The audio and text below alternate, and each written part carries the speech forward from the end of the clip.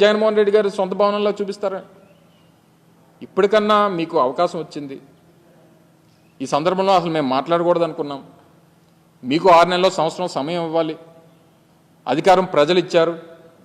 దాన్ని ఏ రకంగా మీరు వినియోగించుకుంటారో మేము ప్రజలకు చాలా మంచి చేశాం, మాకన్నా మంచి చేస్తారని చెప్పి ఆశించి మీకు ఓట్లేశారు.